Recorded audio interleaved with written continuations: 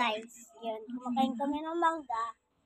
Ito na ang pinakamainit na inferno sa buong mundo. Ang Singles Ang Inferno. asim niya guys. Pinalabas sa tabi ng Netflix series ngayon. May konti na tayo nasilip kanina, pero parang ito na yata ang pinakamainit na dating show dito sa Korea.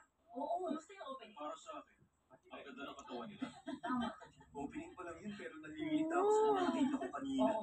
At sa akin, parang hindi siya katulad ng mga Korean dating show dito. Tama Para ka sa dyan. akin, parang may sigat na itong Asim show. niya guys. Hindi ba? Parang may Michigan Parang vibes. palabas sa ibang bansa. Oo, parang palabas din ang naramdaman ko. Iniisip ko na kung anong mangyayari sa Oo, isla tama. May narinig akong usapan mula sa tinaming crew natin na dahil nakulong sila sa isang tahimik at liblib na isla, naging mas emosyonal daw yung mga participant natin sa bandang dulo. Hindi ko alam kung paano nila nailabas ang emosyon nila.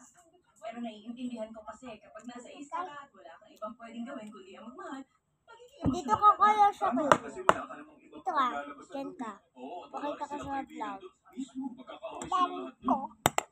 Hoy! Dami ko. Umakayat ka daw sa na eh. Ako nga, liit ko pa guys. Pero sa personal.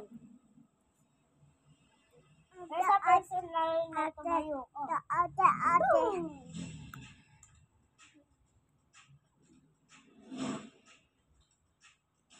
Sabay, beng. I know.